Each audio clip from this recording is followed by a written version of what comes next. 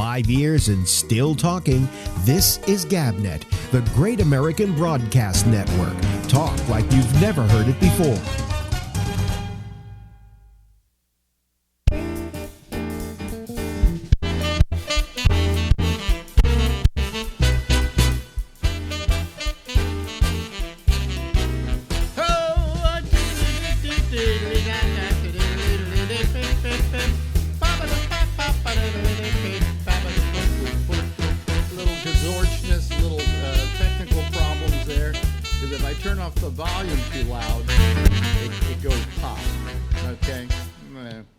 Just another one of the things that vex me constantly on a regular basis.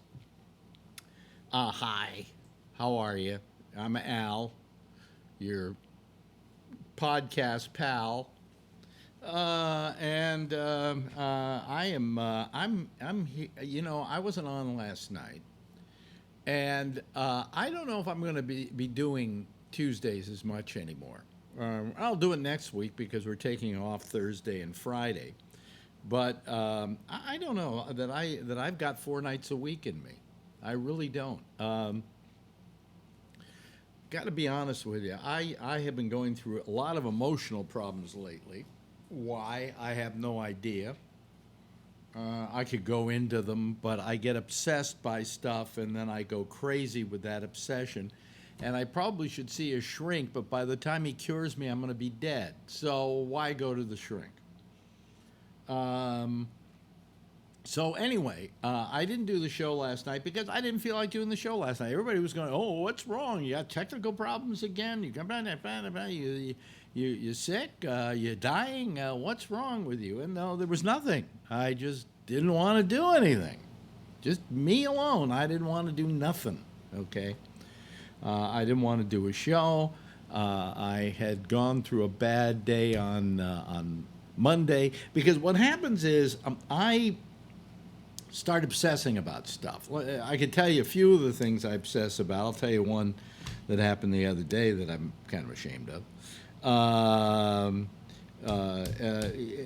It's just that I if it isn't my health, I obsess about something else.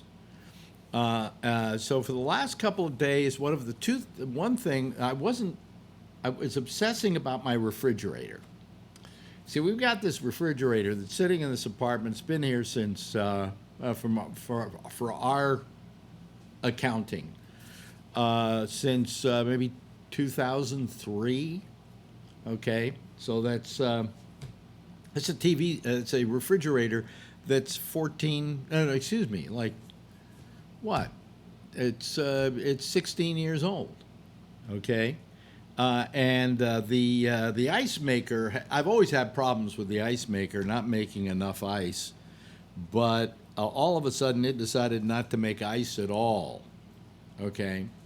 So I got obsessed with this. Now I should just say, you know something? It's very simple. You simply fill a tray full of water and you put it in there, and there's no technology that's going to prevent it from making ice. If something does prevent it from making ice, then you've got a really serious problem with the planet, okay? Because you freeze water and it becomes ice, okay? But no, I've got to get this thing working. So there's a what do you call it? An ice maker. What do you call it? An ice maker. That's in there. If you look in a lot of refrigerators that have ice makers, they have this thing in the side, and it makes ice, okay? And I can't tell you exactly how it makes ice. I've come to know it kind of intimately, but I figured that was going. So I ordered a new one from Amazon. Now you're saying, Alex, then you got to hire the guy to fix it. Nah. Alex is going to do it himself. So I order the ice maker. What did I order? Something else with it? I had to order a hexagonal nut screwdriver because I didn't have one, 1/4 inch. And I'm telling you, if you ever have to replace a ice maker in your machine, if it's a simple ice maker, if it's not something fancy that they made special for that, right? It's two screws. It's actually two screws that take it off, and then you have to unplug the electric cord, and then you pull that out, and then there's a thing under it that you use the same screwdriver to undo, and you put it on the new one because it kind of balances it so it's it's flat, and you screw that on. So now we've unscrewed two screws and lifted the thing out, because you leave the screws in there because it goes back in and then it sets down on the screws. And then you tighten this other one so it's just right, and you tighten them all back up. And it's the simplest, oh, don't forget to plug in the electricity.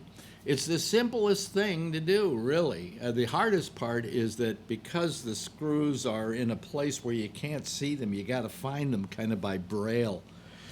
But other than that, I mean, I got the thing put in and everything, so I got it in there. And it's working okay. It's actually making ice, kind of. I'm proud of myself. The Jew fixes something. So it makes ice. And then all of a sudden, it stops making ice. Why? Because I noticed that the chute that comes down, the ice is getting frozen in the chute.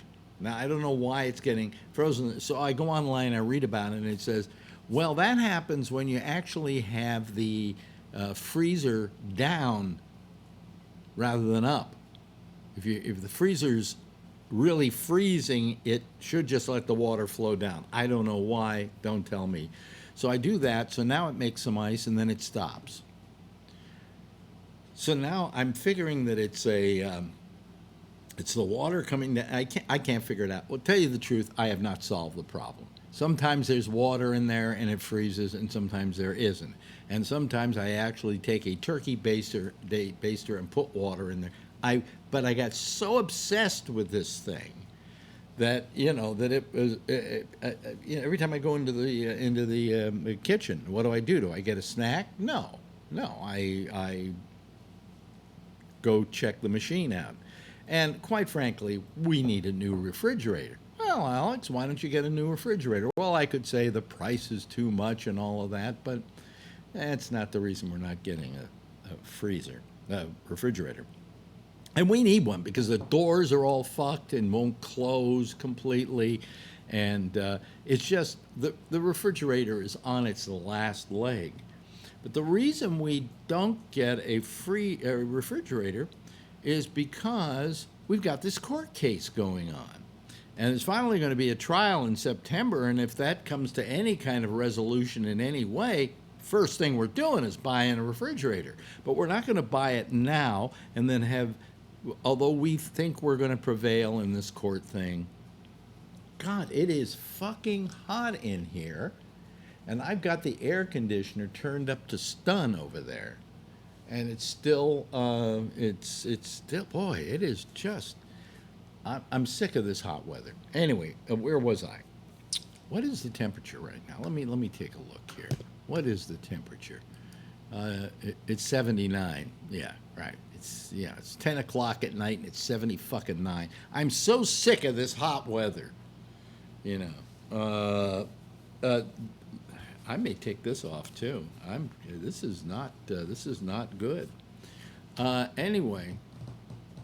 So we can't buy a new refrigerator until we know how this court case is going to turn out, because who wants to buy a new refrigerator and get kicked out of your apartment? And, you just put the refrigerator in. And you're not going to take the refrigerator to the next apartment, because the next apartment will have a refrigerator, probably with an ice maker that works from the very beginning.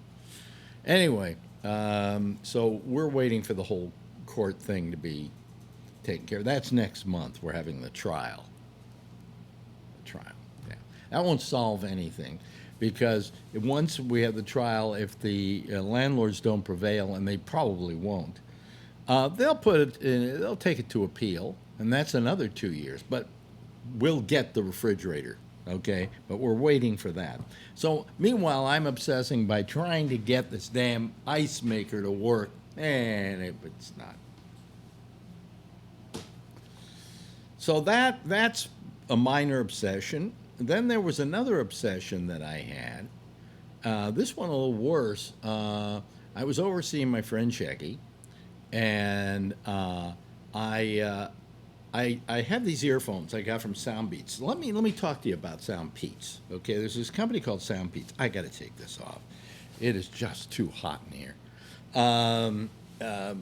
In fact, let me take this off too. It's way too hot in here. Let me see here. Okay. There's this company called Soundbeats, and they make these earphones, these earbuds. Okay, these wireless earbuds, and I love them.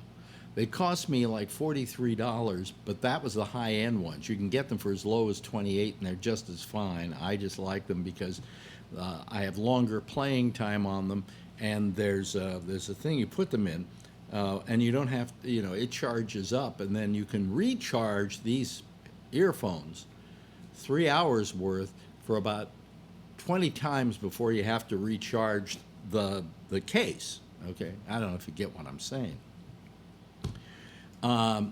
But one day I'm playing, taking them out, and it falls on the ground, and the earphone splits open. Now, they probably shouldn't do that, but it did. So what I did is I tried to click it back together. I figured it would click, and it didn't click, so I got some super glue and super glued it together, which is okay. It's fine. It's, So I call the company, and I tell them what happened. And they said, oh, well, we'll send you an email within the week about this. Okay? They took all my information. A week later that day, I get an email from them saying, just tell us where you want it sent, and we will replace them. And don't bother sending back the pair you have. That's too much trouble. Just keep them gratis. We're sending you a new pair. And I went, that's really nice. That's the way you run a company. Keep an old Jew happy, right? That's the way you keep an old Jew happy. And the next day, I go down to my mailbox, and there's some mail for me, and it's from Soundbeats. Took them less than a day to get it to me here in New York City. So now I'm out of Checky's place, and I put the earphones in my pocket, okay, the two earbuds in my pocket. And later on in the day, I want to tell Shecky the story about Soundbeats and how wonderful this company was. And I went to reach in my pocket to get them, and there's only one. Somewhere in our whatever we were doing, we went to a diner, and I'm looking in the car.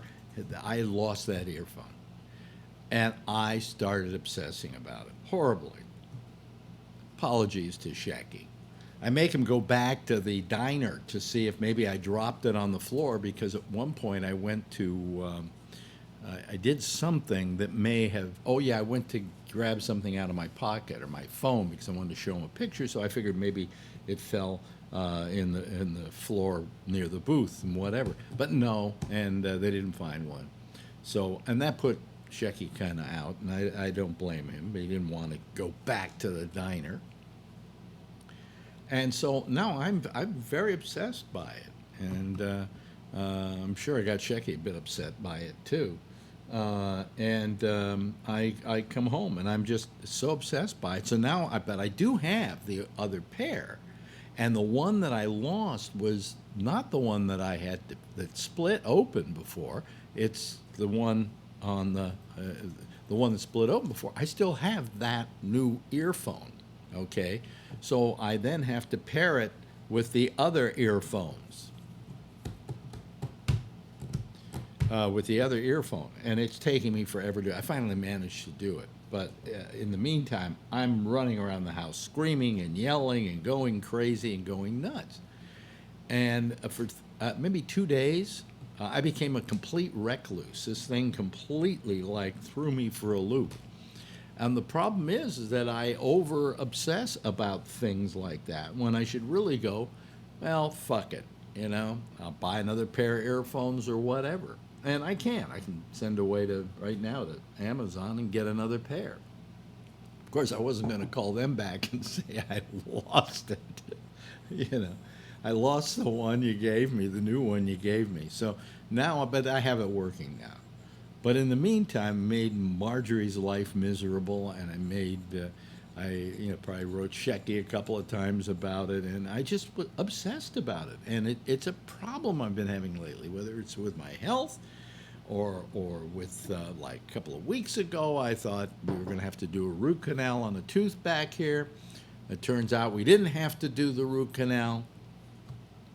But I obsessed about it for a week. Am I going to have to do the root canal? Is it going to cost me the money to do the root canal? And I've got to stop this. I really have to stop it. I don't know what's causing it. Now, maybe a part of it is I wish I had a job that I could go to. Because I think that would keep me from being as obsessive about stuff. But I'm a mentally ill person. I got to tell you, don't sell me a gun, because I'll probably figure out a way to use it. So, anyway, I was just bothered by it. So I obsessed about that. And I keep, I'm still obsessing about the refrigerator and the freezer, and I've pretty much hacked it to bits because there's a chute with water. The water comes down, and I keep sticking stuff in there to kind of loosen the ice. It's, So what am I going to do? I'm driving myself absolutely, positively crazy. All right? So that's that. So last night I was supposed to do a show, and I just went, I can't, and it's getting to the point where doing 4 nights a week is getting to be too much for me. So I may cut down to 3, I may cut down to 2, I don't know, or I'll do 4 and do 1 hour, something like that. But until I'm in a better place mentally, I don't know that I can do this for the amount of time that's needed to do this.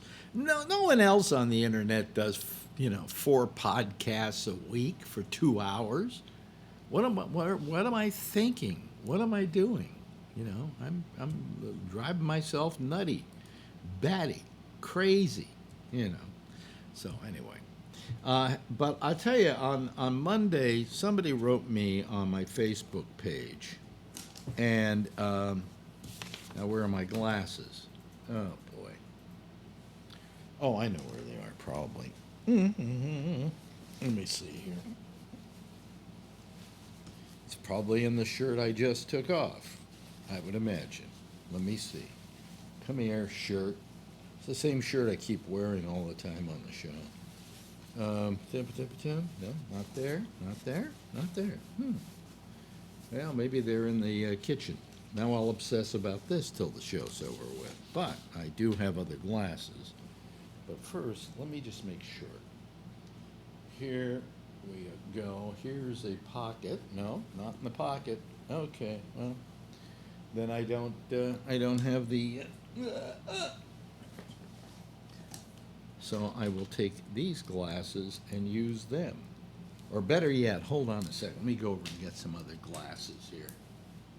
I like, let's see here, this pair. Nice horn-rimmed glasses. Let's see here. Do I want that? No. Where, I know I have another pair here somewhere. Here we go. Is these like the ones? Oh, these are like the ones that I had. Okay. All right, we got them. We got them. Pops found his glasses. Isn't that wonderful? Anyway, so as I said, I'm going crazy. But anyway, I got this letter from somebody, and I wanted to read it to you. It was on my Facebook page, and it made me feel just great. Okay? I was feeling really, really terrible, and this guy wrote me, and his name is James Gleason. I know James. I've known James for years. I've known James since he was a little kid.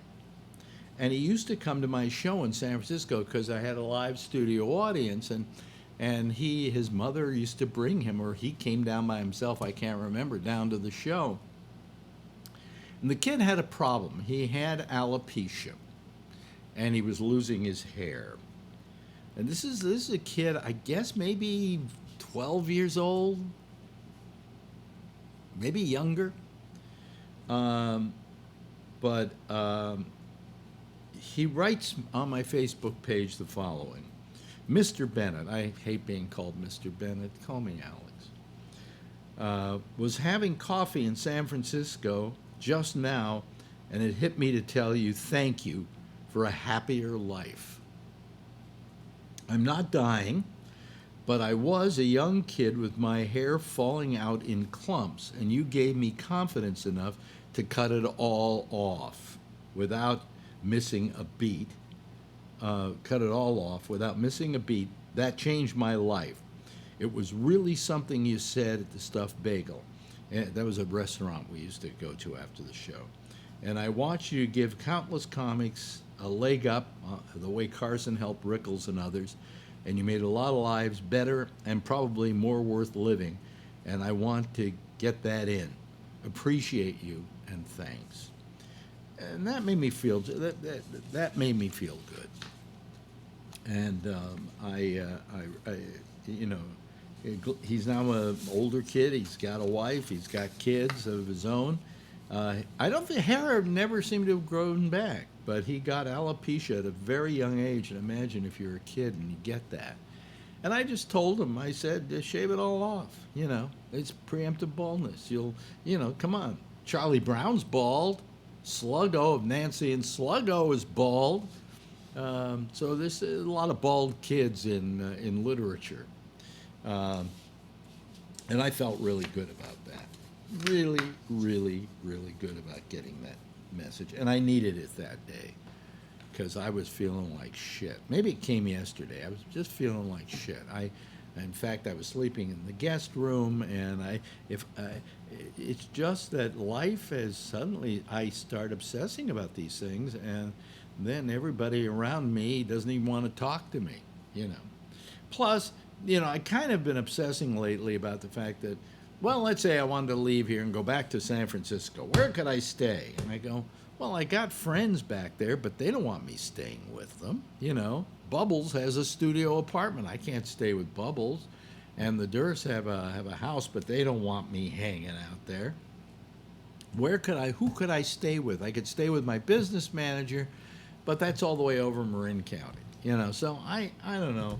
And then I started to think about the fact that how many friends do I have? And I have maybe one friend here, and that's Shecky, okay? And that's a hell of a burden for him, okay? But it's not like I call everybody friends. I mean, I could call the people like Jeff is a friend who calls the show. We've actually had lunch together, and Rob is a friend. He's, but not in the same way that we talk about friends, that are there when you need them. Like when I had to go down for to see this new doctor about the pending biopsy that I was supposed to have. And I was going to this new doctor. Shecky, without breathing heavy, said to me, I'll go down with you if you want me to. And I said, would you? And he said, yeah. And he was there for me. And, he's such a good friend. Such a good friend. Be sure to tell him that next time you talk to him. Because I know one of the members of our audience does talk to him. But anyway, but outside of that, I don't have any other friends. I had friends when I was working at Sirius because people you work with become your friends, But as soon as you're not working somewhere, they don't want to have anything to do with you because you've got the curse. You lost your job, okay? So none of those people are my friends. I mean, I could call a couple of them up and probably have lunch with them, but, it's nothing lasting or, deep. Most of my friends have died. Steve Gruber, my best friend in the whole world, died. Bruce David, who became a very good friend of mine, died. And Shecky just better take good care of himself. But I was saying to Marjorie tonight, I said, I have so few friends that if I died tomorrow and had to have a funeral, you could have it in a booth at Katz's because there aren't enough people to come. All right? So, which reminds me of my mother when she died, because she didn't have many people at her funeral either, but she was 100 years old, and anybody who would have come was dead already. Okay? So anyway, that's my tales of woe, ladies and gentlemen. And let me turn on the, I've turned on the Skype so that people can call if they want to. It's been on for a while, and they haven't called. Phil is not calling tonight. Blessed be the gods who make that possible. It's so it's a free night for everybody to call and put in their 2 cents worth and so on. Let me grab my, now I have my Snapple. This is my frozen Snapple. Oh, there we go. There we go. Oh, Scott Bodeker's calling. Of course, Scott calls when there is no, when there's no Phil. Let me see here. Josh Wheeler's calling. Okay, let me start giving everybody a space here. Here's Scott Bodeker. There's Scott. Okay. Is he there? There we go. Let me go put him up there. Let me see here. Here comes, let me see. Let me put in Josh Wheeler. He's there. Josh, there we go. We put him in that spot. Boom! He pops in. Hello, guys. How are you? Good. Hey, I really liked your Fred Sanford imitation, looking for your glasses. That was funny. Oh, really? Yeah. Oh. Reminds me of an old classic when he's like, open up the drawer and he pulls out what I 40 pairs of glasses and tries to find the right pair. What I tried not to do was not to obsess about it. Yeah. You know, because I've had enough trouble obsessing about stuff, you know, and so I'm cooling it. Let me see here. Here we go. Here's Jeff Stein, ladies and gentlemen. There he goes. All right. And now we can go over to our 6 panel and see if more people call. No, I was going to show you my Snapple. Oh, wait a minute. Hold on a second.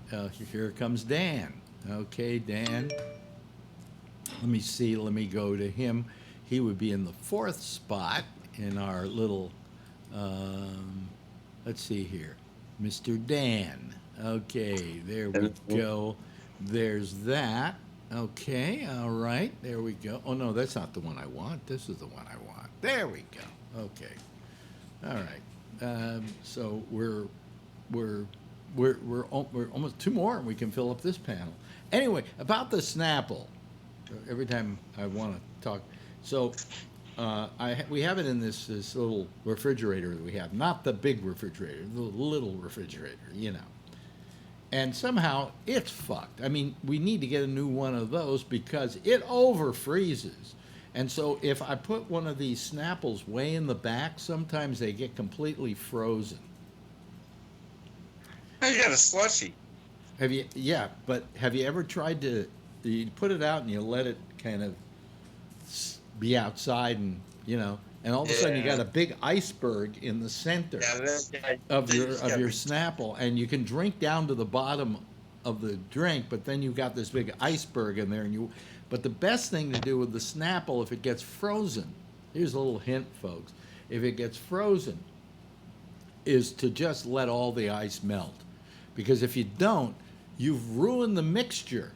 Because some of it's frozen, and so you never get the taste back. But I get the taste back now. Let's see. Yeah. If you drink it, then you know. Yeah, it's back again, see? But if you drink a little bit of it, it's some of the part that, whatever freezes has all the flavor or something. I don't know. But anyway. I tell you, there's a drink that has recently come out that I've fallen in love with. I tried to stop drinking soda. This bubbly, the sparkling water. You ever drink that? That's really good, I think. Bubbly? Bubbly. B-U-B-L-Y. I think Michael Bublé actually does the commercials. Yes. I've seen the commercials. Bublé. Really? Well, It's sparkling water. It's awesome. I love it. That'd be a good reason for me not to buy it. is I hate Michael Bublé. Well, okay. They never. I'm they- kind of so-so. Hey, I listen, don't really I am have a sucker to- for fizzy water. They got this fizzy water, this company called Polar, who makes this bubbly water, and they make a version of it that is double fudge diet. Okay, Water? and it's really good because it's really fizzy. You know, extra fizzy. Let bubbly do that. Well, maybe we'll see. I don't know. I think they have cranberry flavored for the holidays coming out. Oh, good. Everybody has a name. All these companies have their pumpkin spice coffee, pumpkin spice this, pumpkin spice that, and that's for Christmas, right? And it's already out. It's already Fall. out. Halloween. Oh, Halloween. You know. Did you see the latest one when I Wait saw? a minute. Hold on a second. pumpkin- Wait a minute. Okay. What is this? This is August, right? Yep. Yeah. Isn't Halloween in October? Which is Yeah, 2 months almost away. November. It's about a little over 2 months away. At least wait till September. Well, no, but what you're saying is, what he was saying was, the reason pumpkin spice is they can do it now is because of Halloween, but Halloween is over 2 months away. Right. And they're rushing everything in our lives. I mean, Yeah. Christmas, Well, they gotta milk every cent out of it they possibly can. they start doing the Christmas sales like the beginning of November now.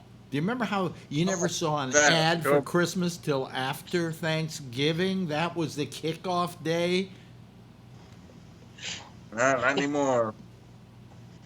And the election. Don't even get me started with the fucking election. I mean, what are we doing with all this madness, right? Oh, who's going to win the next debate? Who gives a flying fuck? It isn't election day yet. It isn't even close. It's still a year and maybe January. yeah. So you know. Oh, I know you said it was pretty warm there, so I was just gonna say, we went out west, a few, I don't know, month or so ago in July, Yeah. and my phone, despite the fact that I have updated it and restarted it like a million times, the weather widget is like still half of the time still stuck on West Yellowstone, Montana. So I get the weather out there a lot. And since you said it was so hot there, I was just going to say when I looked at 7 o'clock this morning when I got up, which is 5 o'clock there, it was 37 degrees. So I don't know. Maybe you should go see a national park or something. It's not hot there. I think I might do that. I'm telling you, I'm so sick of this goddamn weather. Free air conditioning. You know, the other day I was watching Donald Trump give one of his impromptu press conferences, which he does anytime he's walking. If he were walking from the White House to the outhouse, he would stop and talk to the cameras. Huh? He's always next to his helicopter. And I feel, who I feel sorry for? The two guys standing guard at the helicopter. It's like 100 degrees out there. They're standing at attention, waiting for their leader to hop in the helicopter, and he's out there giving the other day he gave a half-hour press. I mean, it isn't called a press conference, but it was a half-hour presser.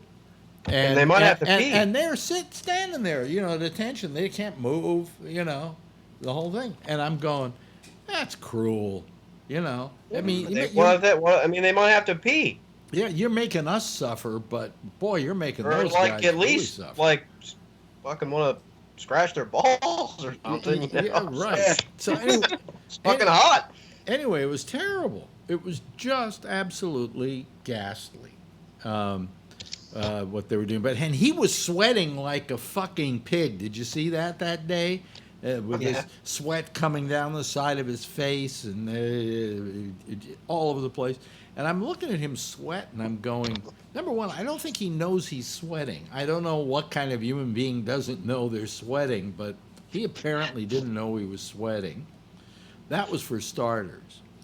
And secondly, I'm thinking, and he says there's no global warming. You know, and he's sitting there looking like a sweating pig, which he looks like. You know, he always looks like he's on a spit somewhere, you know, Right. with an apple in his mouth. His spray on tan starting to run off. I don't know. Right. I don't think that's a spray on tan. I think he's got a tanning bed because the reason his eyes are white is because he has to wear those things to prevent his eyes from. Yeah. That's So you get those raccoon eyes. You know. Oh, yeah. He's the raccoon president. He's really terrific. But I'm sorry Phil isn't here tonight. Well, no, I'm not. But oh yeah, he had a lot to say about the Jews. yeah, this weekend. you know, I mean, to me, you know, first he went after black people, and we could call him a racist. Then he went after those women politicians, so we could call him sexist. And now he's gone after the Jews. He thinks he's the patron saint of Israel. Is what he thinks. King. But the fact A is, lot of people are telling him that. what I he said think. the other day, A lot of people say it. huh? A lot of people say it. He is the king of it. A lot of Yeah. people say that. Yeah, I've heard him. yep. What did he say today? He said he was something. He was The second coming of This- Christ, I thought. something close to that. But God. anyway, He said God, not Christ, because he doesn't realize that Christ was the Son of God or whatever. yeah. But anyway, he just, I mean, he's just amazingly terrible. But anyway, this whole thing with the Jews, you know, that if you're Jewish and you vote Democratic, you're not intelligent, okay, Disloyal. and you're disloyal. Well, who am I disloyal to? Not a real Jew. The fucking state of Israel? I'm sorry, I'm a Jew. I'm not an Israeli, you motherfucker. You know, get used to it. I'm very proud to be a Jew, but I don't feel that my fate is attached to Israel. I'm sorry. You know, and I've always hated it when they call Israel the Jewish state because it just gets me in a lot of trouble. You know, when they do something bad because they're a nation and they're capable of doing bad things, I get blamed for it. Oh, how do you like the way your people are treating people over there? And I go, those aren't my people. Those are fucking. Have you ever met Israelis? Israeli men are some of the most. You know what I'm talking about, Jeff? Yes. They're just absolutely. Obnoxious. Obnoxious. Obnoxious. Israelis are some of the most obnoxious human beings on the planet. Now, excuse me, I'm being anti-Semitic because they're Jewish. No, they're Israelis. You know, and I don't want that confusion. I don't like it that when they're attacking another country, what's on the front of their tank? A Jewish star. The sign, the what do we call it? The logo of my religion. Okay, and it's on the front of a fucking tank or on the back of a tank that's marching in to go kill people. And I'm going, please, you know, change it to something else. You know, I'm sorry, you know, the swastika is already taken, but use some other logo, all right? And don't use that and say that this you know, because that's my sign, you know. Am I wrong, Jeff? Yes. Okay, tell me how I'm wrong. And you're right. I mean, it's a very difficult position to be on because Yeah. a whole bunch of Jewish people, all of a sudden after World War II, moved to the Middle East and said, "Oh, wait a minute, this used to be our property. I think we're coming back." Yeah. Right. Well, And the reality is, it couldn't go anyplace else easily. well, what happened was, you know, this whole notion of going back to Israel, didn't even exist until Balfour in England decided that he would go to Israel and, because the Jews that live there and the Arabs and the Islamics that live there got along beautifully. I mean, For 6,000 years, if you want. for 6,000 years they got along. Not only did they get along, but as Jews they considered themselves a certain brand of Jew, and they got along very well with the Islamic nation there, until Balfour came along and started stirring up the pot and talking about a back to Israel movement. Then you had Theodore Herzl, who came up with what do you call it? Oh, my mind's a fucking blank.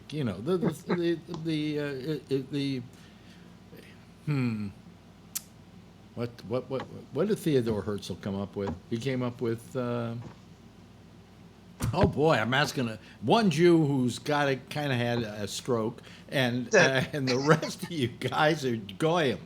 Yeah, I don't know. I wish I could tell you, but well, no, it was. So you guys don't know the answer, and wait a you minute, it was didn't vote for Trump. So you're like Jews in name only. It was the Gina. politics. It was. Hold on a second. That's right. Gina. gotta. She knows. Theodore. Theodore 1948. What? Herzl. What are you looking for? I'm Yeah, just. I'm 1940. trying to find Herzl.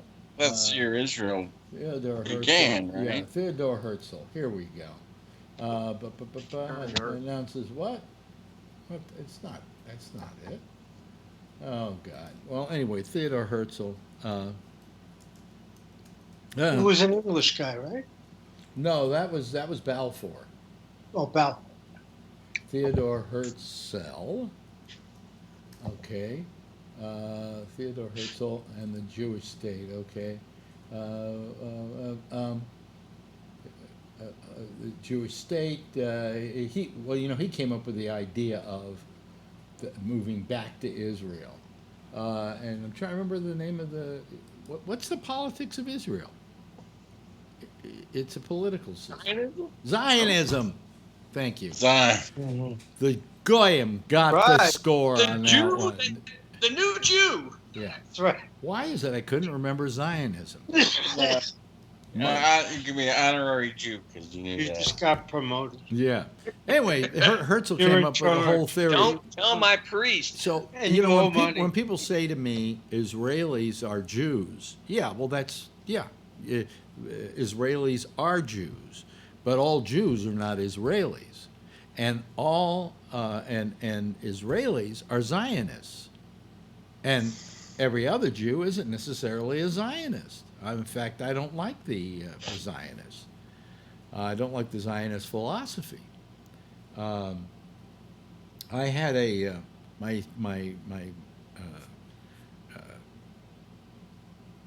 third wife, Susan,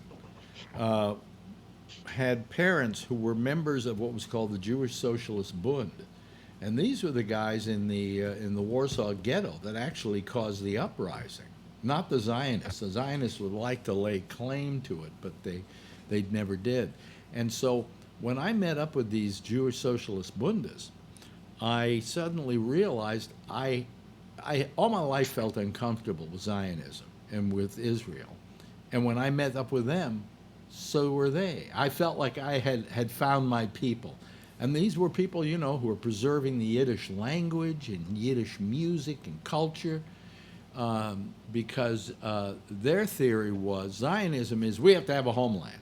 Yeah, great. You just left Germany, where you had all your Jews in one basket, so they knew where they could find them, okay, and then put them in concentration camps. And now you're going to move somewhere else where they're going to know. We want to kill Jews? Here's where we go. All right. And the theory that the Jewish Socialist Bundists had was that you don't congregate all in one place. You move over the entire earth and take your culture with you, because as long as you take your culture with you, you have what is of value to the Jewish people. And I thought that was a great idea. They believed in the diaspora as a way of survival. But if everybody knows where to get the Jews, hey, well, let's go blow up a synagogue. You know, sometimes we don't all want to get together in the same place. It's not a good idea. It wasn't once before, and I don't think where now you think it's a good idea too. You get what I'm saying, Jeff? Absolutely. Yeah. So I mean, synagogues are risky places to hang out. well, somebody brought up the fact that if there's a lot of anti-Semitism going on in this country now, Trump has a lot to do with it. Oh, no doubt. It's such a strange thing because his daughter Yeah. considers her to be Jewish now. Yeah. Well, she became Jewish because the son, her husband was, and he was Orthodox. Yeah. Are they still married? Oh yeah, you mean Ivanka and Jared? Yeah. Yeah, Jared. Didn't he get arrested for diddling little kids? Oh no, that was the other Jared from. The Subway. Subway. Yeah, Jared from Subway. Yeah. Every time I hear the name Jared, I just immediately have.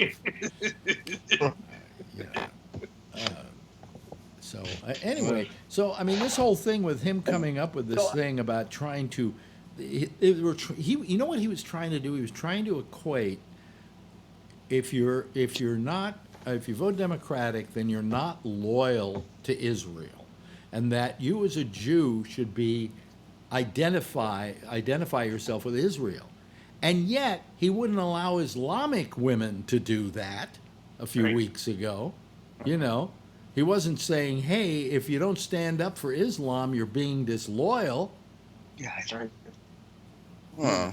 So, Yeah. Yeah. So, I mean, here we go, this duplicity that he has. And then it is an anti-Semitic trope to try and say, hey, well, if you're Jewish, you must be for Israel. No, it's not necessarily true. I mean, Jeff, you're pro-Israel, but, you're an American, right? Not as pro as Israel is. And I talk to Jews. As I have to be. I talk to Jews. I look at it somewhat critically. Yeah. Okay? And I don't have anything negative to say about them. Yeah. Yeah. The country, and, there's a lot of Jews there. That's all right. Yeah. And they're not the United States. They're another country, and they have their own attitudes. Right. And they also happen to have a lot of other Semitic people who happen to be non-Jewish. Well, I mean, we could easily say that Trump is anti-Semitic because being anti-Islam is being anti-Semitic. That's right. And all the people in Absolutely. that area are Semites. Right. So Nobody gets that. yeah. So I mean, I don't know. I was thinking about this, and tell me I'm off base on this deal. I really think that if I were the world order, as it were, the world system, that I would charge Donald Trump with war crimes, with crimes against humanity. Because what he's doing at our southern border is exactly that. Absolutely. Am I wrong, Josh? I mean, I don't know that it constitutes a war crime. I mean, that's legally speaking. Forget I war don't crime. think that War ever- crime. Crime against humanity. You know. A crime against humanity. War crime Yeah, is a bad you know, term. I for me to use. understand what you're saying. I mean, Don't you have to consider it's certainly that wrong, no doubt. about children? Yeah. Well, that's what. There's no doubt about what he's doing with children. Yeah. So I mean, isn't that a crime against humanity? Yeah. I mean, I'd put him on trial in The Hague. Forget about a Nobel Prize. Just put him on trial in The Hague. Right. But they're not doing it, though. They could do it. I think if whoever's in charge of, I don't know who's all in charge of that world court stuff like that over there. You know, they could do it, but nobody is. Well, I mean, he certainly qualifies. You know, I mean, look at what's happening to those kids down there. That is inhumane. It's absolutely inhumane. It's cruelty for the sake of being cruel and nothing else. That's. Well, you know what it is? I'll tell you what the problem is. I don't think that Trump has a political bone in his body, okay? I think he's just trying to play to his base to get reelected. You know, Trump's politics are not the politics of anything except the politics of Donald Trump and what's good for Donald. Yeah, I mean, I hate to borrow from, somebody that probably a lot of people don't like. I'm just saying, but he is correct. And that Joe Scarborough, had labeled him early on as he's a day trader, right? Mm-hmm. You know, I mean it's the equivalent. I mean, if you showed him a poll tomorrow that said 89% of Republicans were against X, Y, or you know what I'm saying, he's on it. You know what I mean? He's tweeting about it 5 minutes later. I mean he's a day trader, and if they change their minds the next day, so would he. Here's a guy who, after the last couple of shootings, said we got to do something about this. I want background checks. I want this. I want that. Right. And then started modifying his stance after talking to the NRA. Yeah. Now, the last person you're going to call for an opinion on guns is the NRA. Okay, that's like calling letting the IRS do your taxes. Okay, it's not going to come out. They're not going to give you the answer that's the right answer. So, if he's really that serious about that, mm-hmm. And he claims that he is, mm-hmm. people should be saying to him. He seems to have a really firm grasp of the Constitution and how it works. Mm-hmm. The President of the United States is allowed to introduce legislation. If that's what he wants, then he should introduce legislation asking for it and then fight for it, right? I mean, if he's that serious about it, then stop talking about it and do something about it, But he's not serious about it, like, you guys are saying. I mean, he's not serious about that. I mean, he's just... That was what was the hot stock of the day, and he talked about the day, and then he moved on the next day. No doubt. I got two of you. I didn't want you. I didn't hit the right button. There we go. Bree. Me? I just on screen. There are two of you. There we go. There's Bree. Bree, where are you right now? It look like you're in a business thing. You're in an office? You're in an office, yeah. Bree is now living in Kuala Lumpur, and look. All the stuff arrived from Dubai. Yeah. And most of it in pieces. Yeah. Can you adjust your camera a little bit so we can see more of your body in there? I'm afraid that's as good as it's going to get right now. I'm kind of makeshift this week. Yeah. I don't have all the stuff I need. And most of my stuff is broken that they shipped. So I'm filling out insurance claims today. Who did you have ship it for you? There's a company called Leader out of Dubai, and it's called Ambassador here in Malaysia. Uh-huh. And they broke an antique teak wood bench that is irreplaceable. I should have marked it up for more, but every time you put more, you pay more. So, you have to insure it for around what you would accept if it were gone. But anyway, how's your, how are you enjoying Kuala Lumpur? I wish I could say so, but not really yet. It's, I've been living out of a suitcase for a while, and it took a while for them to refurbish the house before I could move in. And it turns out that they didn't do half of what they needed to do. I've got so many things around the house, lights not working, shower heads not sitting still. So, just a lot of little crap that I got to get done. Mm-hmm. But, in general, I like the food. They have some good, drink choices. Just trying to make it work, but having all these little things that you get when you move. Do you have 7-Eleven there? I think, yeah, absolutely, we do. But more prominent is one called Family Mart. Oh, okay. Well, the reason They have the reason I asked about 7-Eleven is that I was in Norway for the Olympics, and there was a 7-Eleven on the corner. Okay, Yeah.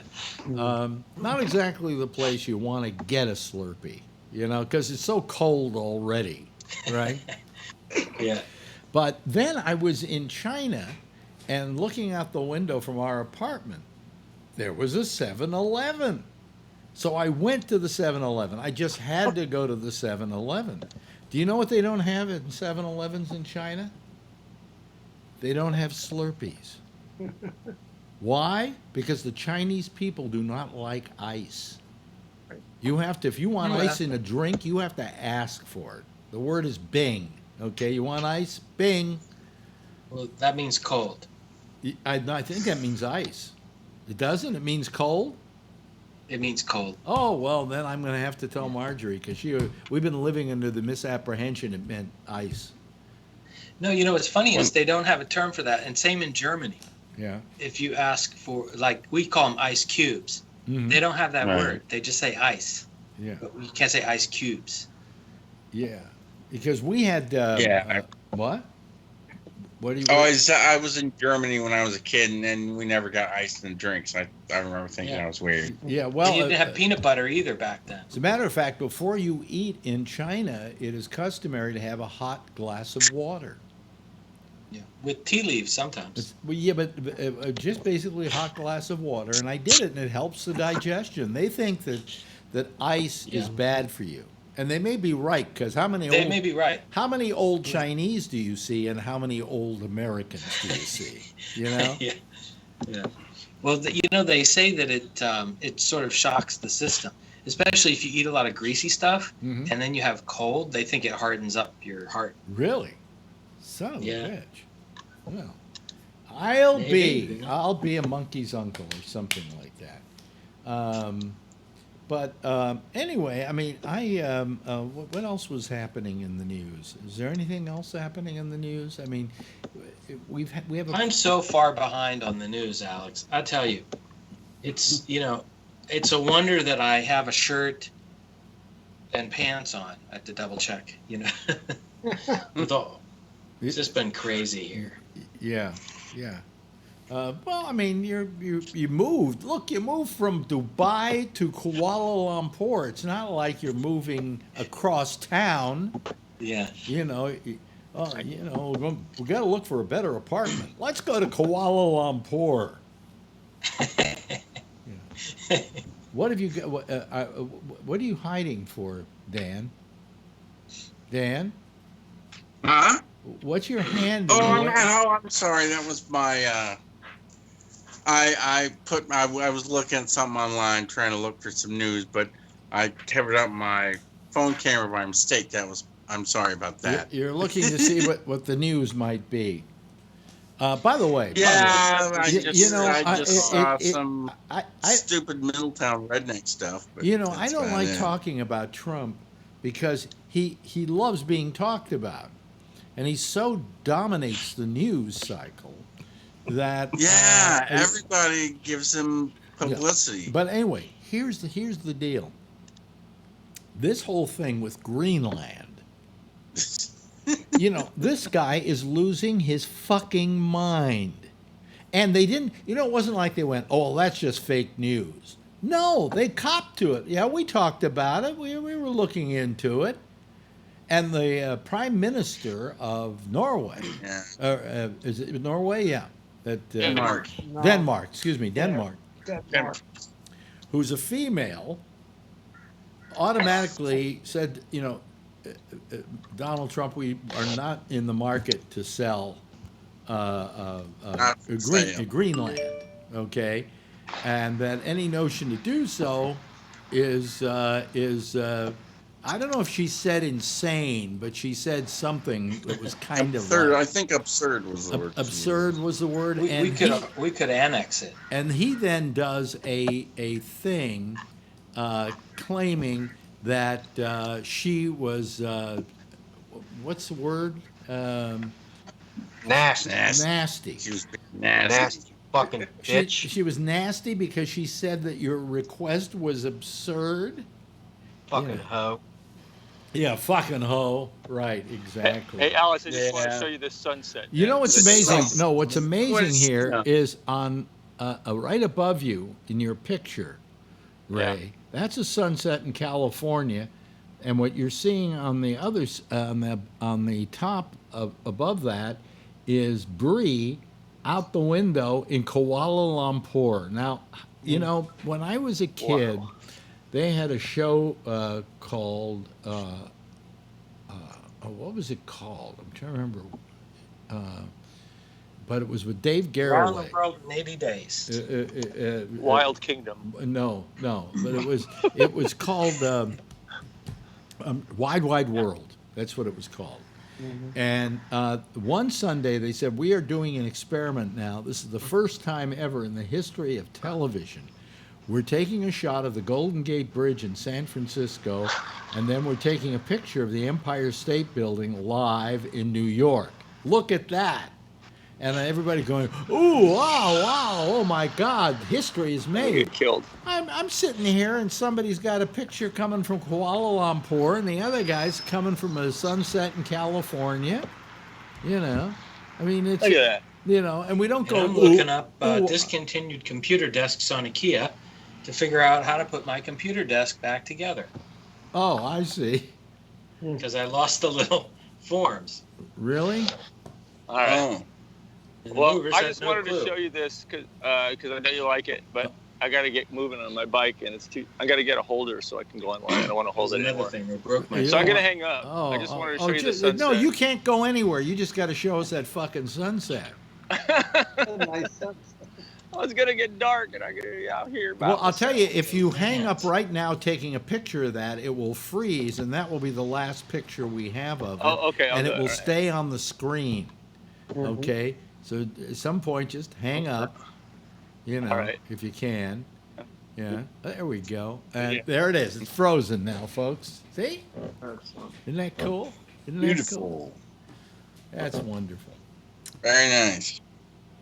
Anyway, this whole notion of buying Greenland, I mean, I don't know where that came up. They try to say, well, you know, Harry Truman tried to do it. He didn't try to do it. They thought about it. It said it. Made an offer. They turned it down.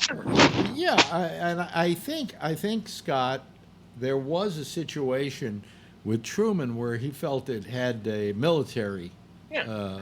advantage if they owned it. Yeah. We have bases in Iceland. We still have a base in Greenland.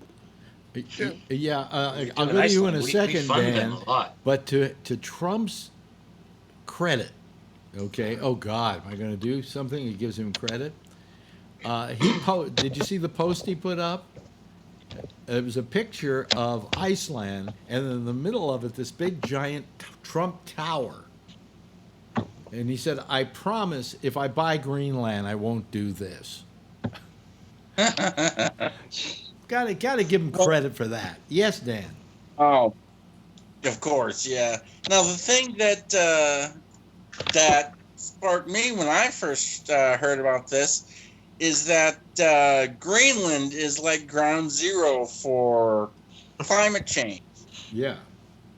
and Trump is maybe he's thinking, you know, he can cover that up or something. I don't know if he's in control of what goes on in Greenland, which Yeah. is ridiculous, but I don't know. There's other resources there and stuff. Josh, let me ask you your opinion. Do you think, and a lot of people have been saying this lately on the shows, as it were, that Trump is losing his mind?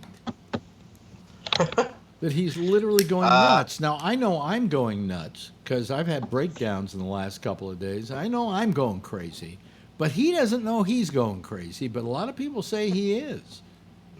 I think questioning his mental capacity is perfectly legitimate at this point because, you know, and I'm not typically into that kind of thing, but it's not unheard of. I mean, we have had presidents in the past who We're went crazy. through short-term or fairly long-term periods of being less than 100% mentally functional. So yeah, it's Yeah. not I love like it would be the first time. I love the diplomatic way you said that. She's just very. You really pursed your words real well.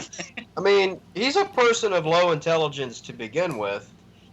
So if you subtract just anything from that, I mean, you're pretty well fucked because you're getting down to like a functionally retarded level, to begin with.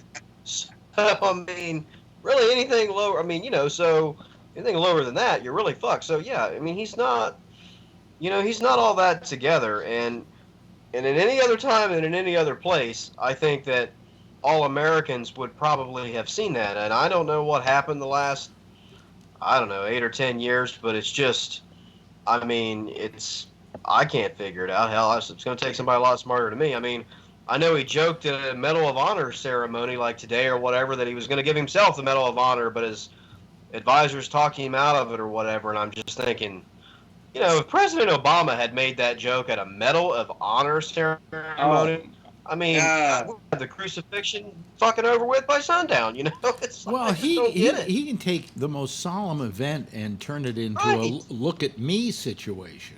I mean, Right. he did that with a lot of, like in El Paso. He went down there and he started talking about, I don't know, the Democrats or something like that. Oh. A big crowd. Get a big crowd. Get a big crowd. Yeah. Yeah, I mean, look at Bree. Yeah. Thumbs up, huh? Oh, that's Trump. Yeah. Oh, yeah. If Trump was in England, they would be throwing him out. Right? I know, but you got Boris Johnson there. English law is. But listen, the British are just about a tad off of being as crazy as we are, okay? Because, Boris Johnson, give me a fucking break, Was it on here that I heard that Boris Johnson purposely messes up his hair before he goes on camera? Well, I'm sure he does. Yeah. And that's part of his brand. He likes being the lovable buffoon. Yeah, the difference between he and Donald Trump is like night and day because he tousles his hair to get it that way, and Donald Trump uses hairspray to keep it in place.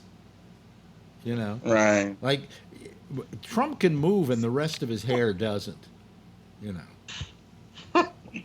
I often said, why, if he's going bald, doesn't he just, do what I call preemptive baldness, and that is, like I told this kid, shave it all off. You're better off looking kind of like this, although mine's growing out a little bit now. But you're better looking like this because than being, have everybody go, why's he got the Danny DeVito look where he has all the hair back here and around,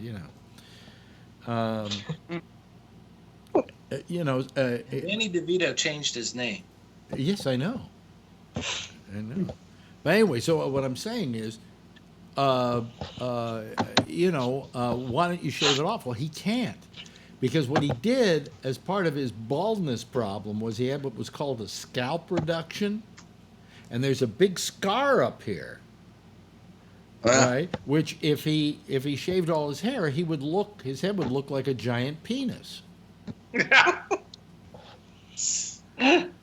So, he's not doing that anytime too soon. And he's too vain for that. And everything We already knew he was a dickhead. Everything he does about vanity. I mean, if all of a sudden the Fab Four or whatever they call those women were to suddenly say, you're really terrific as president, he would change his whole opinion of them. Mm-hmm. Because that's true. World leaders have found that the way you get to Trump is the minute he's there, you go, great to meet you, boy. You're terrific. We just really like you. That's what Kim Jong-un did. You know? And his ego just takes over. This is a guy who's such a megalomaniac that's what's the most dangerous thing about him. He would give away this country for a compliment. Yeah. Absolutely. Yeah. Anyway. That's what I hate to bring up another megalomaniac, but Howard Stern said the same thing. He said, like Mr. Trump. You call him Mr. Trump, and then Trump just is like putty in his hands. He said, but Yeah, well, anybody calls me Mr. Bennett, and that bothers me. I don't want that. It's Alex, you know.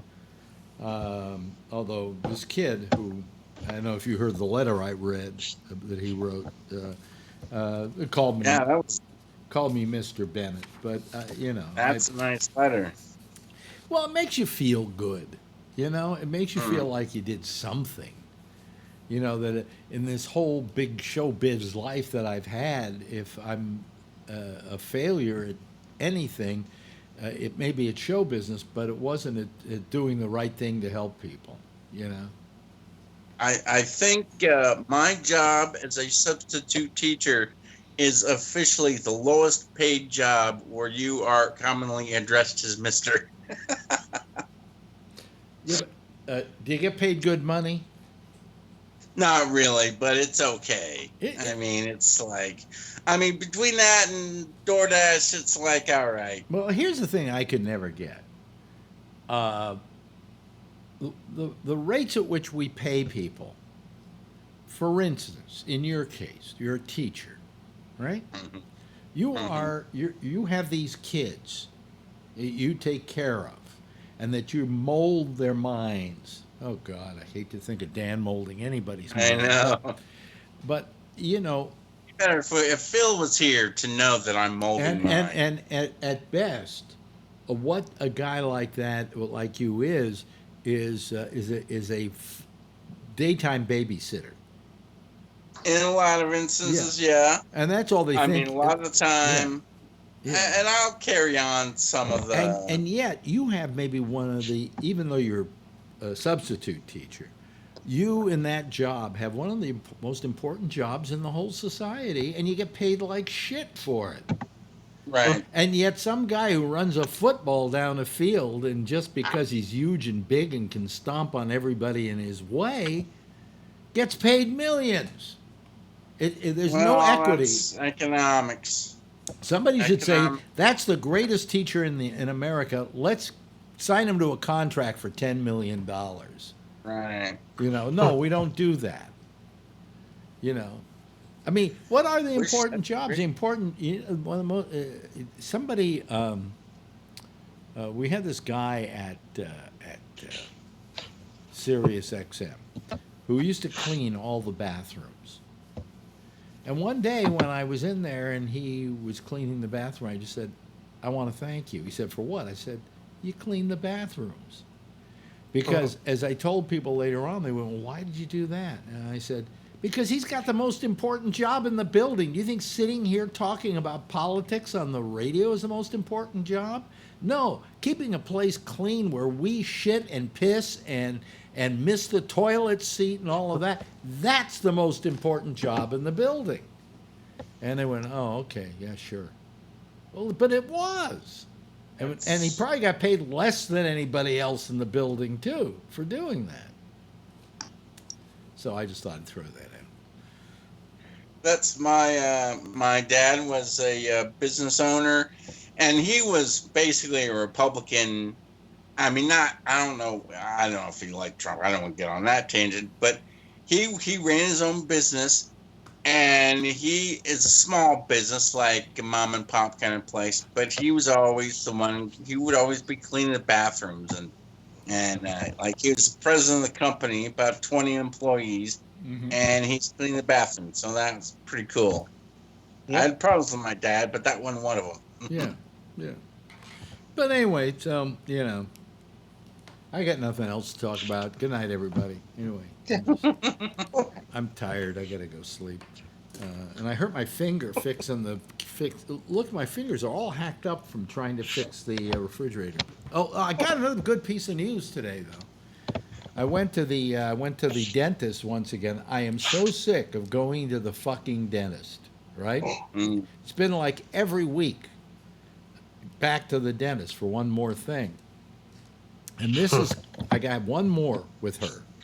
And then I'm through with her until the cleaning in October, but that's just a simple thing. But what happened was I had to go in for a. I don't know how this happened. Right? There's one tooth. This one right here, folks. You can't tell because she did it today. That tooth had a temporary crown on it for something like 10 years. Like my previous dentist didn't say, "Oh, we got this crown sitting over there." You too, right? This thing was there for 10 years. I thought it was my real tooth. I didn't know.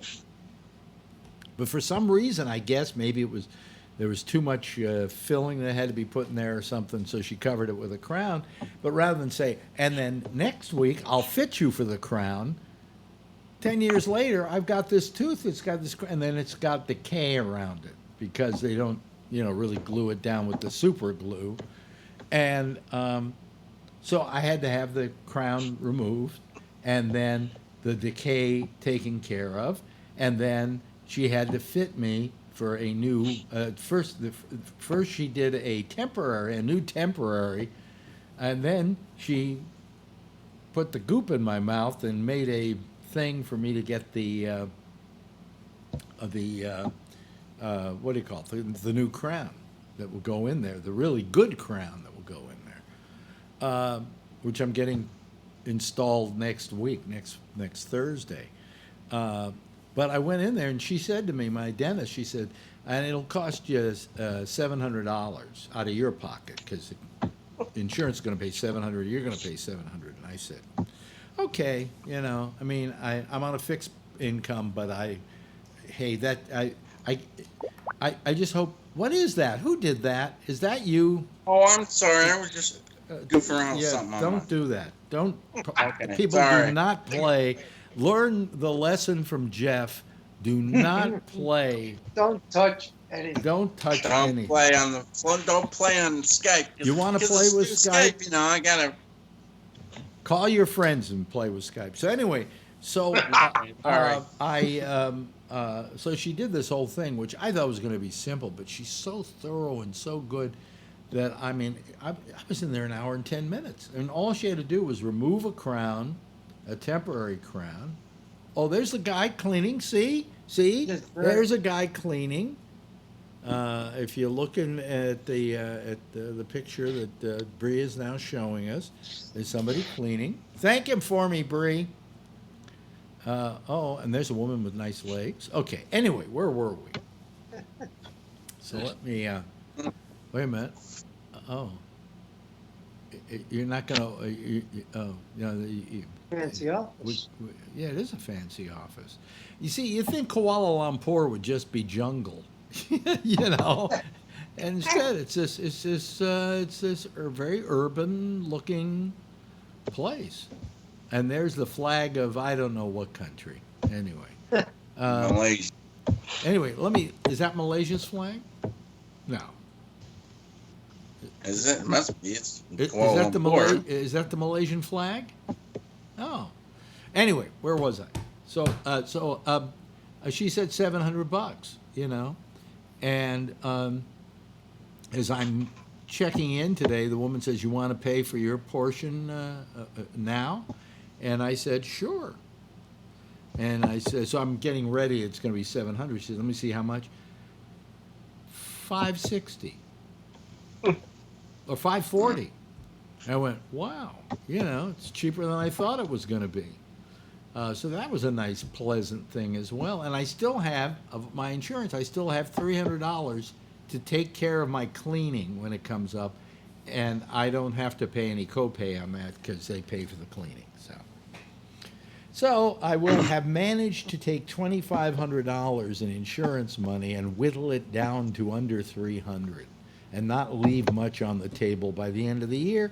And then come January 1st, we're right back up again with the same amount, with $2,500. And I don't have any more work to be done, so, I bet I'm going to get the implant done, and that will take care of a good chunk of it.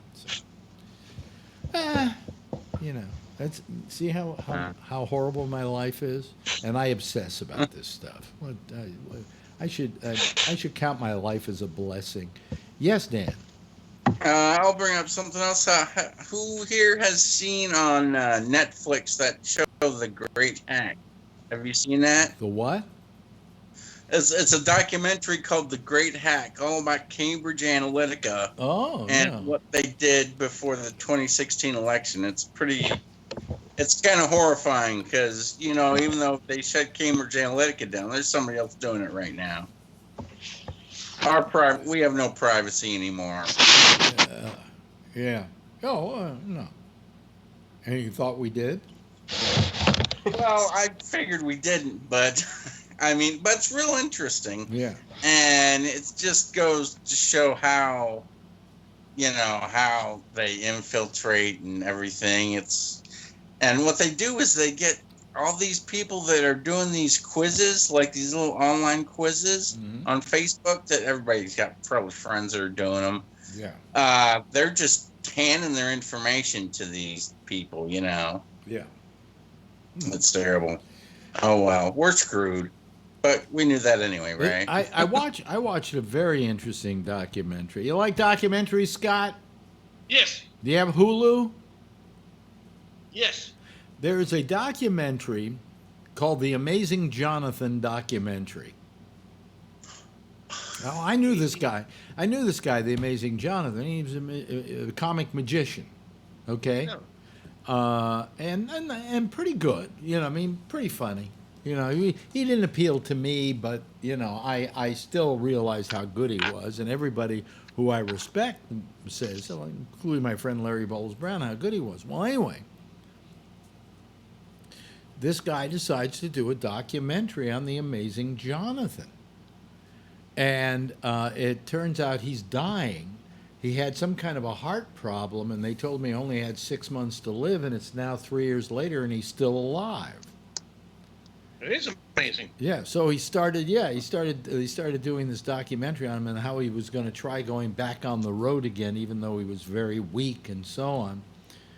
And all of a sudden, in the middle of the documentary, Jonathan hires another documentary crew to do a second documentary on him. Oh. And then as he goes on trying to compete with this other documentary film, because he said, oh, these guys are great. They did Man on a Wire, and they did Looking for Sugarman, or whatever that film was. They both won Oscars. So I want them doing the documentary on me, too. So this guy is, what the whole thing turns into is a documentary about trying to make a documentary with everybody else trying to make a documentary. But for some reason, it's a documentary about making another documentary. It absolutely grabs you, and you're starting to go, and then all of a sudden there's a question as to whether Jonathan really has this ailment he says he has. And on and on and on. And I sat there, I just ate this thing up like crazy. It's called The Amazing Jonathan Documentary. And it's more about the making of the documentary than it is about the Amazing Jonathan. That sounds interesting. Yeah, it's very interesting. It's fascinating. I'll have to check it out. Anybody watching any good TV shows lately? I'm getting to sound like I'm running a Jack Bishop show now. Anybody? Well, the Woo Assassin. The Woo Assassin. The what? What'd you say, Scott? The Woo Assassin. Did you watch that on Netflix? No, I've heard about. I saw it there, but I didn't look like it was. Was it good? No. Oh, then thank you for warning me. Did you watch the whole thing? Well, I'm into it, so I got to finish it. But I'm halfway through, and my wife gave up after one show. You know something? Here is the day that we are all going to become a better culture.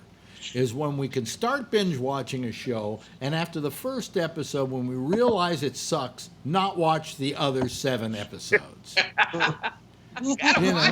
But somehow, like a girlfriend loves binge watching, and so she'll be watching something. I say, "Is it any good?" And she says, "Not really." I said, "Why are you watching it?" Get off my back. You know, you're always criticizing me. I said, no, I'm only asking you why if it's only, I mean, even if you say it's okay, it's not worth watching. I'll tell you a good show I liked, and it takes you a couple episodes before you realize how good it is this show, The Boys, on Amazon. Yeah. I've heard of that. I've heard it's really dark. That's what I heard. It's very dark superheroes. Yes. They're all like killing people, and Yeah. they're into all kinds of shit, and some of them are on drugs, and then there's this group of people trying to get the goods on them, and they're the good guys in all of this, and they're not really. Those are the boys, by the way. Yeah. So. I've started watching Alien Life too. Have you seen that? No. Is that the one where they move to another planet or something?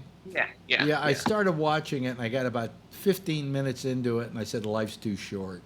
The first show was horrible. It was absolutely horrible, and I hate that little kid. All right, that's all there is. I hate her daughter, but she's left on Earth.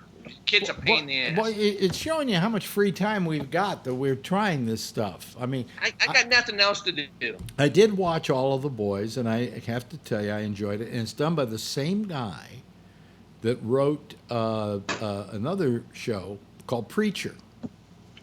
Which I love. I just love, because again, it's dark. You know, it's dark and different. I watched the first 2.5 seasons of that, The Preacher, but then they moved it to Monday nights, and I got messed up. Oh, well, try and catch it again. It's just so bizarre. I mean, Hitler's in it, and you know, Preacher, Hitler's taken over hell. That's now. Hitler's great. The Hitler character is awesome. Do you know that same actor played Hitler once before in a movie? As a young man, Hitler as a young man. Yeah, who's trying to be a painter. Yes, Bree's been holding his hand up. Well, I mean, I watch Netflix, but I don't have a lot of time. I'm doing 20 billion things, but I do watch usually one episode of Lucifer before bedtime. Ah, yes. Speaking of hell, but what I always get a kick out of, in the beginning it says, at least in season 2, I'm like 2 or 3 in, it says based on characters written by Neil Gaiman and blah blah blah, and I'm thinking, wait, Neil Gaiman wrote the Bible? Gaiman. His name. Gaiman, yeah. He just takes other people's ideas and just twists them around a little bit. I don't know that he should get credit. I guess you got to give credit to somebody. He seems to have an obsession with things religious going amiss. You know, in the case of Lucifer, if nobody's watched the show, it's about the devil, who decides that he doesn't like reigning in hell any longer, moves to L.A.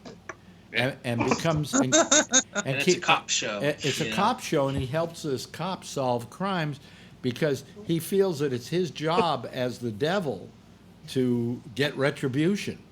You know, to make people pay for their crimes. So helping a cop is the best thing the devil could do. I like iZombie as well, which is kind of the same thing. You know, it's a cop show where the misfit helps the cop, you know. Yeah, but on Lucifer, there was always a different case every week. But there was also the underlying storyline of things going on. In the last episode that they did, which is only 10 episodes. Wait, are you spoiling? No, I'm not going to spoil it for you. But what I'm saying is, what they did is they got a little bit away from that case of the week format and got more into the story because they only had 10 episodes. You know, so they had to kind of get it done. Once it moved to Netflix, yeah. What are you taking a picture of now? That's my new couch, which I watch the TV on. Oh, I see. Okay. But I don't have time to watch that much. I'm surprised you guys are talking about all these shows, and I'm like, you guys have the time? I can fit in one show just before bedtime. Well, I don't know. I find I'll tell you what the best show is to watch, and it's on PBS here in this country. This show, The Planets, is just extraordinary. Oh, okay. Is that on Netflix? No, it's on. I think it's on PBS. PBS. Yeah. What's it called? It's called The Planets. It's on Nova. It's on The Nova in this Planet? country? Okay, because in the BBC it was just part of their BBC Earth. Our Yeah, Planet? it's Nova's airing it. I'm Yeah, pretty no- sure. I It's saw called the Our Super Planet? one. That's Yeah, pretty awesome. Nova's airing it. Wait, Our Planet? As you watch it, no, that's not our. It's not Our Planet. That's Netflix. It's not part of the Our Planet series. It's on PBS. No. The Planets. There it is. Son of a bitch. They are running it on Netflix in another country. Maybe not here, because I don't think it is. Here. Netflix on the other countries has all the good stuff. They get Star Trek on there, Discovery, right? Yeah. Do they? Yep. But anyway, The Planets, what's so great about this series is it really makes you feel absolutely insignificant.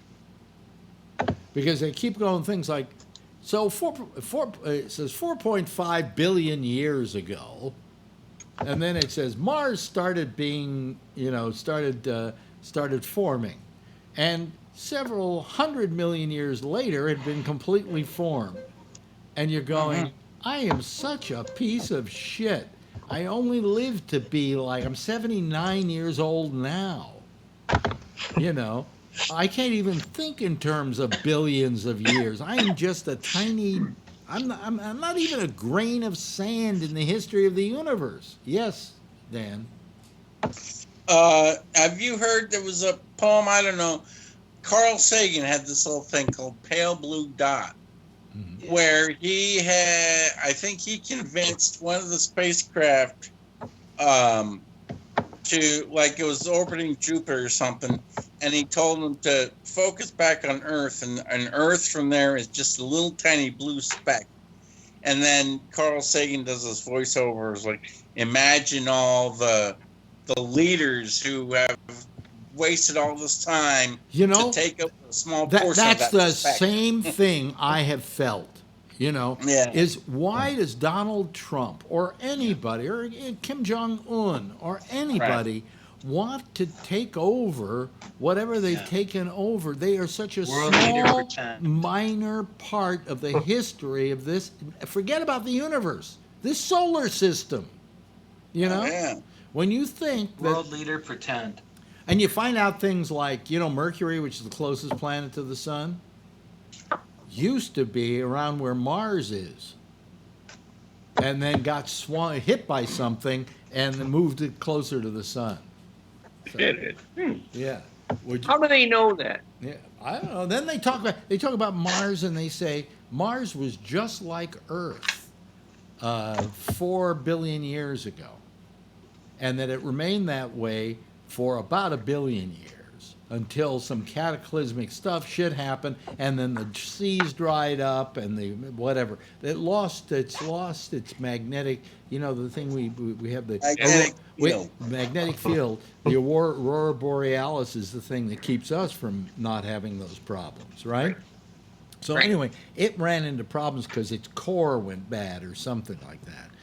And all the seas dried up, and anything that was growing there. So I went, we're talking 1 billion years there, where this planet was pretty much like Earth 2, or Earth 1, actually, because we were still, volcanoes and trying to settle down. And I'm thinking, in that time, they could have had civilizations. Yep. Whole civilizations that existed. It started from just, walking on all fours and then standing upright and then, whatever. And some kind of a big society going. They could have had that happen. And it happened before it was ready to go at that point. Maybe we're descended from them.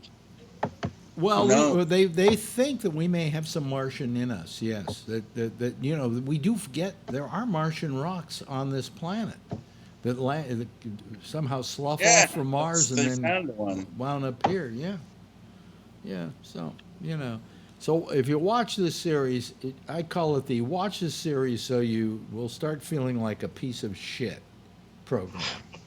Because you start feeling so insignificant. And I would love, all these world leaders who think they're so fucking important, or even the Kardashians, to watch this, and realize that you're just, you're so insignificant in the grand total of things. And this planet has at least another billion years to go before. No. Because the sun is constantly expanding, they say on the series, and eventually it will expand enough that it may not fry the Earth, but it will fry Mercury, it will fry Venus, and it's not going to fry the Earth, but it's going to make it pretty damn uninhabitable. But what they were saying was, you go all the way out to Saturn, and there's a moon there called Titan, which is, they say, Earth size. Okay, it's huge. All right, but it's frozen. It's just ice. All right. If we were to go there, when the Earth starts getting too hot from all that, what's going to happen to Titan is it's going to start melting, and it's going to have oceans, and it's going to have water, and it's going to have a lot of things we need. And so that might be the eventual place that people from Earth can go. But of course, that's a billion years from now, folks. So, don't start getting too uppity. Don't buy any tickets just yet. You're going to be mulch by that time. You won't even be mulch anymore. Well, here, if we're going to get philosophical, life as we know it is pretty, the universe is really friggin' huge. Billions and billions of light years in any which way direction. Yeah, you figure there's got to be some other intelligent life out there somewhere. We just haven't found it yet. But even so, we are the only living beings, or only at least intelligent enough to know what we are. The closest star to us is about 4 light years away. Even that is takes light 4 years to get there. That's pretty freaking far. Do you know what star that is? Alpha Centauri. Very good. Yeah. And I'm a nerd. I love space. And I'm it's a twin space star geek. Beta Centauri. There are 2 of them, actually. Yeah. That's the closest neighbor we have. And I think they got a planet around there too. Well, no, they might be habitable. Look, it's what we call Earth. Okay, there's a name for it. We are a Goldilocks planet. I know that's a strange term, but that's the term they use for a planet, which they feel that has the ability to sustain life like ours. Now, that's not to say there isn't life on Mars, that if we go deep into Mars and we find water, we can find little amoeba or whatever, but life like we are, okay? Yeah. And that it could well be there are a lot of, the chances of there being a lot of Goldilocks planets that are a certain distance from the sun, are capable of sustaining life, all exist. People may not look like us or whatever, but I took an astrobiology class online. Yeah. What were we going to say, Dan? Oh, I was just going to say they're finding new exoplanets all the time, and many of them aren't in the habitable zone, because the ones they can find right now, I think, are the bigger ones. I think are big, Jupiter-sized planets. Yeah. But they're getting better at finding the smaller ones all the time. Yeah. So. And I read extensively about extraterrestrial life. I can tell you a million things, from the Drake equation to the Fermi paradox to, on and on. I have the most recent book is now there are 75 answers to the Fermi paradox. And so I keep up to date. The book gets updated every couple of years with new potential answers. The one that I like the best is that we are a zoo planet. In other words, like all the other places, and we were seeded, kind of like Ridley Scott's movie Prometheus. The idea that there are engineers who plot out certain planets and get them going.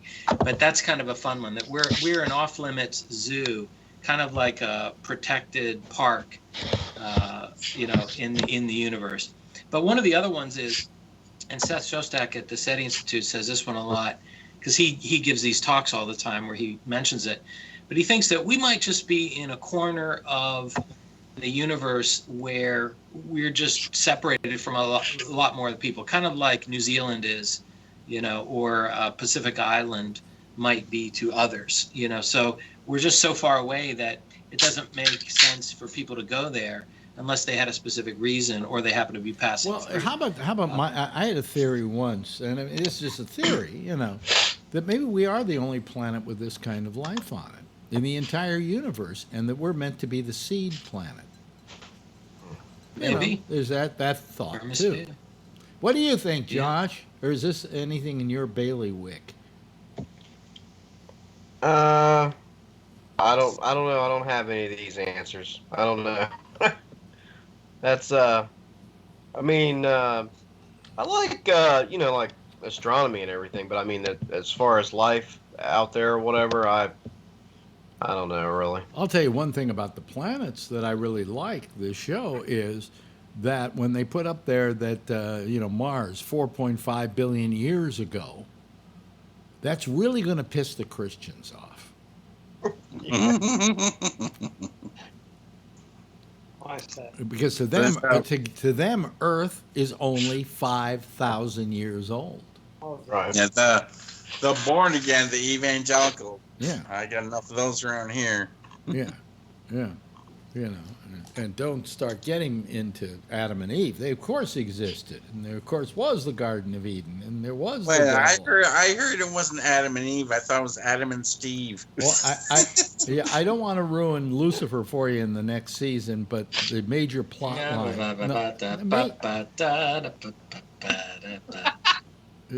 Wave your hand when you're done. No, I'm not done yet, but this isn't going to ruin it for you. No, this is only going to make you. No, this is only going to make you want to watch it. Okay, it's not going to spoil. No. The fact is that he meets up with his first love, and who's his first love? Eve. That's right. Jeez. Yeah, here it comes. Yeah. Let's see Hey, here. I There just we was go. listening to what you were talking about, Yeah. and here's my favorite. So there could be a whole other reality in a fourth dimension. For instance, like an ant, right? It lives in two dimensions pretty much. Mm-hmm. And once you take an item out of their second dimension and say put it on a shelf above them, it's as if it disappears. So there could be another dimension that life on Earth is not able to experience because we don't have the right sensory equipment. And there could be all other stuff like all around us and we don't even see it. Well, you're almost close to something. There's a thing called string theory and a few other theories in which there are upwards to, I think, 12 other dimensions. Yeah. That there's a you in every one of those dimensions. Now, it's not doing what you're doing right now. The you in another dimension may not be stupid enough to call a fucking talk show, okay? Right. But we all exist in all those Or move to Malaysia. in all those dimensions, But because there's a barrier between each dimension, we don't start bumping into each other. Yeah. Well, that's like the multiverse, right? The multiverse, yeah. Well, that's the string theory, and there's the multiverse. Yeah. Which is Is that basically the same thing that says like every decision that you make, you're creating another alternate universe, and you made other decisions that led to other alternate universes and to infinity. Schrodinger's cat, I think they call it. Well, no, Schrodinger's no. That's the, Schrodinger. Oh, it's different. No, that's the one where that's like the quantum thing. What Oh, is right. it? You have a They're cat. not Wait a the minute. same You have a time. cat in a box, and the cat there's something in the box that can kill the cat, and the cat is either alive or dead. But I don't know where the theory goes from there. Right.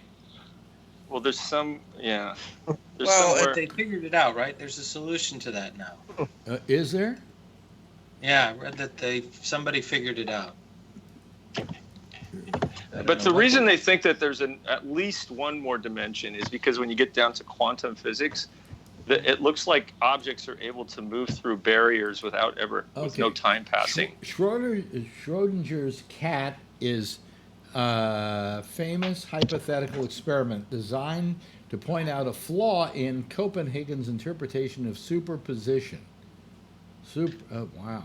As it applies to quantum theory. A living cat is placed into a steel chamber along with a hammer, a vial of hydrocyanic acid, and a very small amount of radioactive substance. Wait a minute, hold on a second. That's just a short version of it. Okay. Radioactive substance decays during the test period. A relay mechanism will trip the hammer, which will in turn break a vial of poisonous gas and cause the cat to die. So,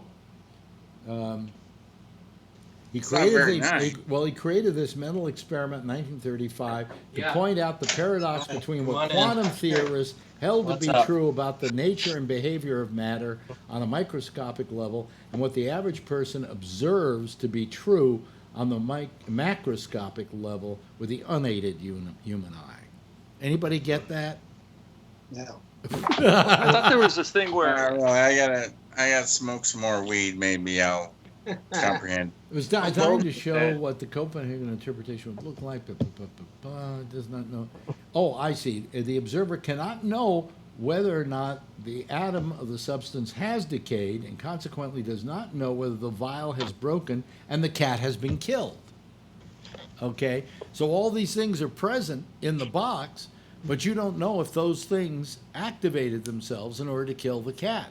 So basically, when the cat is in that box, he's either dead or he's alive. How long has the cat been in the box? That's what I want to know. Well, if it's been more than 2 weeks with no food, he's dead. I don't know, but if he's got some like kitty litter, I think he's okay. Okay. Okay. Under the interpretation, here we go. So cat's gonna want to go in there anyway. Under the interpretation, this is the most intelligent, by the way, this show has gotten. Totally. With in history, without fail. This is like a Schrodinger's cat thing. It only happens once a millennium. This will never happen again either. Schrodinger's thought experiment was designed to show the Copenhagen interpretation would look like if the manufacturer. Where is it? Wait a minute. Okay. According to quantum law, under the Copenhagen interpretation, the cat would be both dead and alive until someone looks into the box. In quantum mechanics lingo, the cat's ability to be both alive and dead until it is observed is referred to as quantum, I can't even pronounce this word, indeterminacy, okay, or the observer's paradox. The logic behind the observer's paradox is the proven ability of observation to influence outcomes. Did we all get that? There's going to be what do you think Phil would say about it? Well, there's going to be a test on this tomorrow. So, you know. Phil would just say it's all just liberal bias. The liberal media. It's fake news. Fake news. No, here, I almost forgot what I was going to say. But here's another trippy thing. We might be, and actually it would be just me because everything's all simulation. Mm-hmm. Did we lose? Did we lose? What's his name? Bree. Bree. Oh, Bree. We just have his. We have. Oh, I see. He's got his. Are you there, Bree? He's muted. I think with Schrodinger's cat, until you see the cat either alive or dead, the cat is both alive or dead, and it's provable by some equation. It doesn't make sense to our mind, but they can prove that the cat is both alive and dead. I think that's what it is. Bree, are you there? I know he's still there. He's just got his picture up. Oh, there we go. He's back again. But anyway, do you know? Do you understand this whole Schrodinger's cat thing, Bree? By any chance, if you're listening, he's talking to somebody else. Do you understand the Schrodinger's cat theory? You do. Well, good. My colleague knows. What do you want to hear? What? It isn't really a theory. Schrodinger was trying to dismiss the idea in quantum mechanics that something could be two states at once. And he said, well, if I do this, you can't, he was kind of really saying, you can't say the cat is either dead or not dead. It either is dead or it isn't. You can't say it's both states at once. So he was saying that in quantum mechanics, it would be, until we open up the box, we don't know. So it would be both at the same time. Exactly. He was trying to say that that was absurd, and that's why he came up with that analogy.